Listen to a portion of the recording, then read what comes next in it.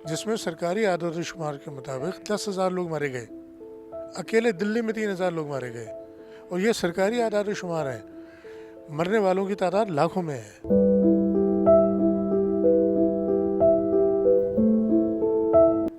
लेकिन बहुत मुश्किल फ़ैसला था क्योंकि जुल्म हद से ज़्यादा बढ़ रहा था। मेरे साथ 3 बार हादसा हुआ है।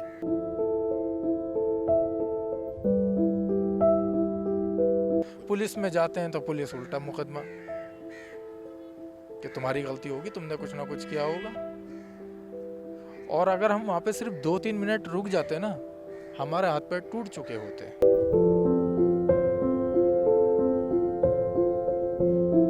अस्सलाम वालेकुम व्यूअर्स, मैं हूं आपका होस्ट कामरान शफीक ऑब्वियसली, और आप देख रहे हैं दमदार पॉइंट। आज मैं आपको लेके आया हूं, ये है ईदी होम जो कि सराब कोर्ट पे मौजूद है। और यहाँ पे मैं क्यों लेके आया हूँ आपको, यहाँ पे मैं आपको मिलवा रहा हूँ एक ऐसे फैमिली के ले सकते हैं बिल्कुल, क्योंकि बाप बेटे यहाँ पे मौजूद हैं। और उनके क्या स्ट्रेटजी है, इंडिया से वो बिलोंग करते हैं, इंडिया से मूव करके यहाँ पे आए हैं, हिजरत करके यहाँ पे आए हैं। क्या वाक़यात रहे वहाँ पे, क्या जुल्म पे ढाए गए, वो सारी चीज़ें हैं।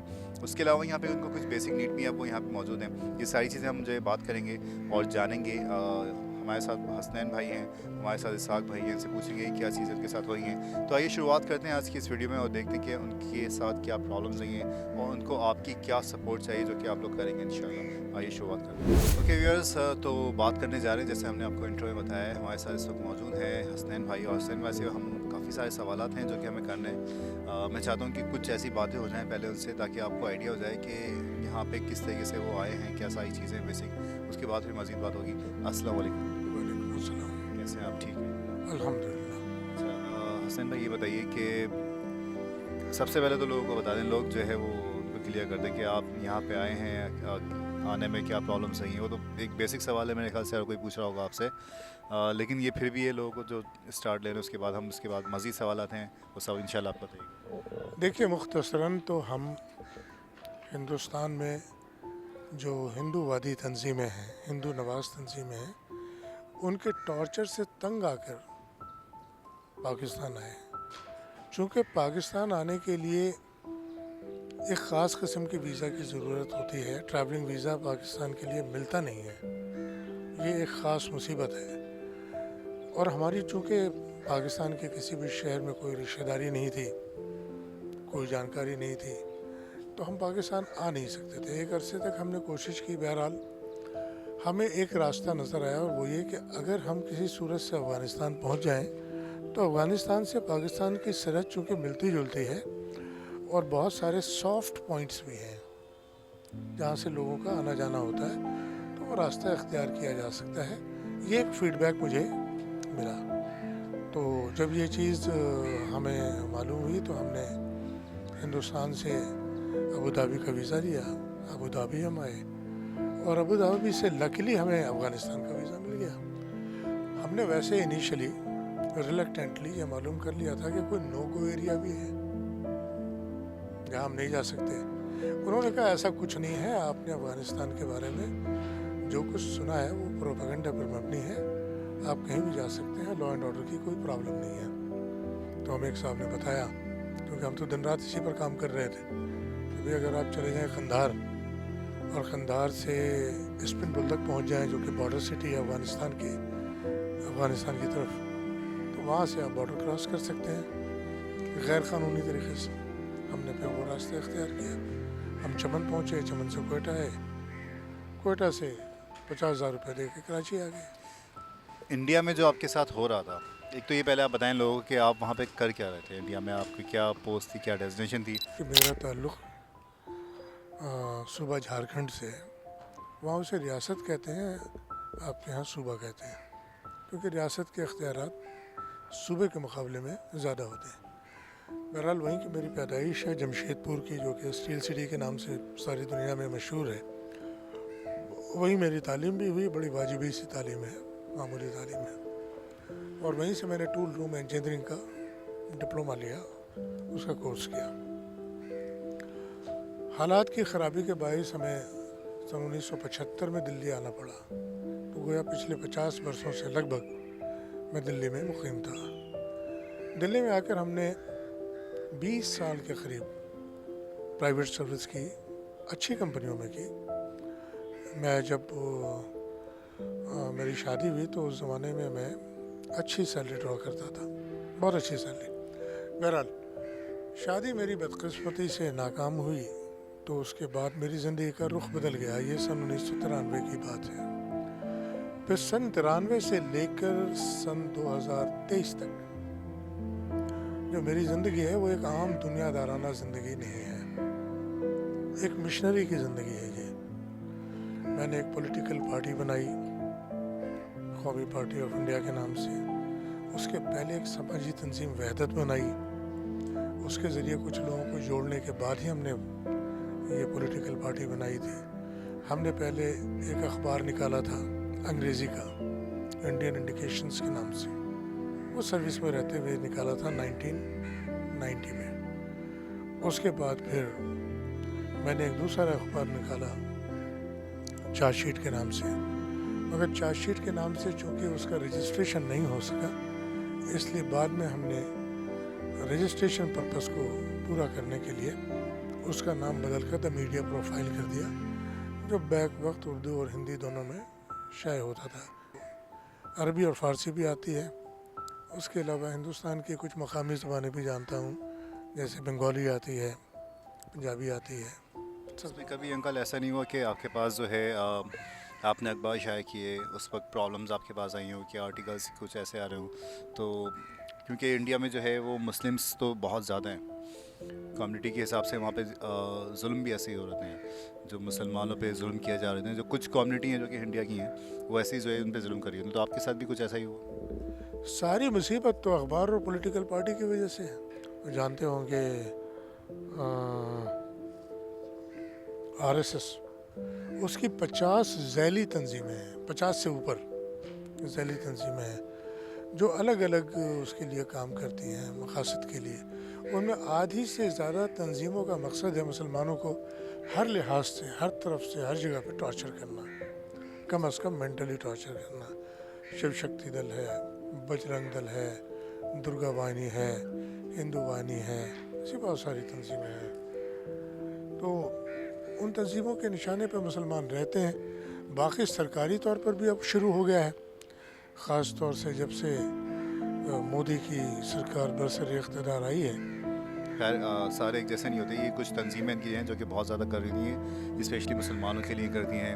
आपने बताया कि वहाँ पे सिखों के साथ भी चल रहे मामला और बंगाली वगैरह भी इसमें ऐड हो गए हैं। इतना बड़ा फसाद 1984 में हुआ, जिसमें सरकारी आदाद शुमार के मुताबिक 10,000 लोग मारे गए।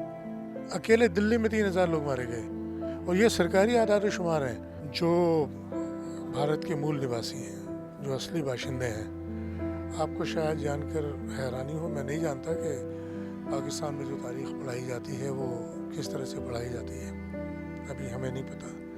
लेकिन जो तारीख़ वहाँ पढ़ाई जाती रही है पिछले 50 वर्षों में, जो निस्बतन आज़ाद माहौल में पढ़ाई जाती थी, तो उसमें ये साफ तौर पर लिखा है, और वर्ल्ड हिस्ट्री में तो सब कुछ है, कि हिंदुस्तान के जो मूल निवासी हैं वो साउथ इंडिया में रहते हैं, या फिर पहाड़ों पे रहते हैं, या फिर जंगलों में रहते हैं।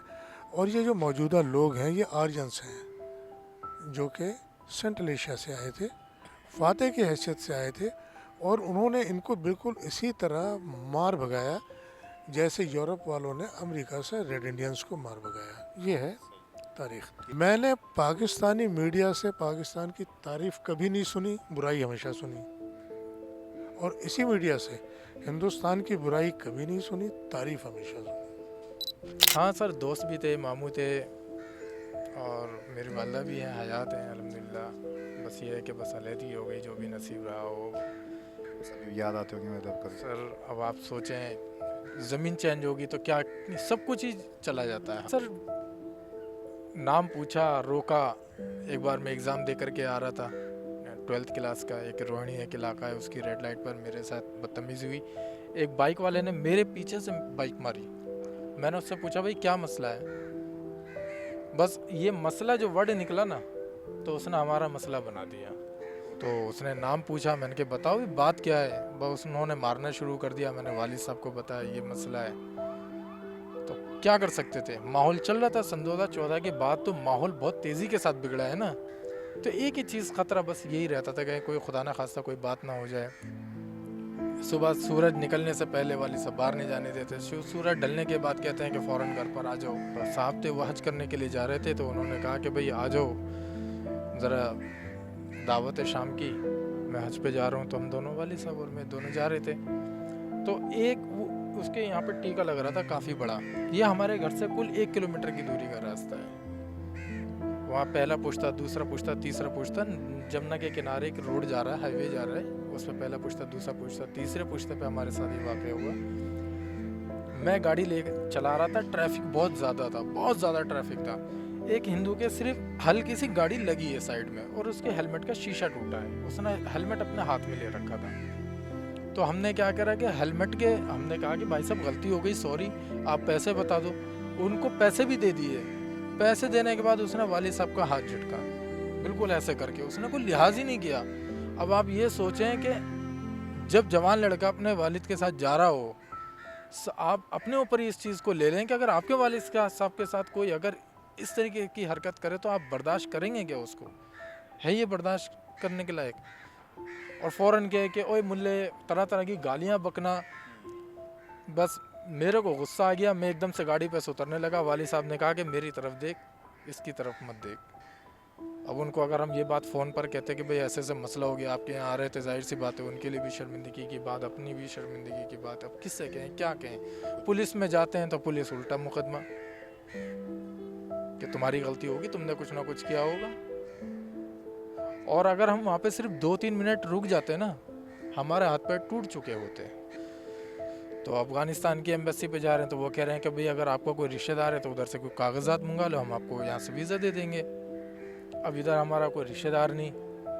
इंडिया में भी पता किया, इंडिया से भी नहीं मिल रहा। इंडिया में तो बहुत बार हमने पता किया, अलग अलग एंगल से पता किया, लोगों से भी पता करवाया खुद, क्योंकि खुद हम ज़्यादा नहीं जा सकते थे।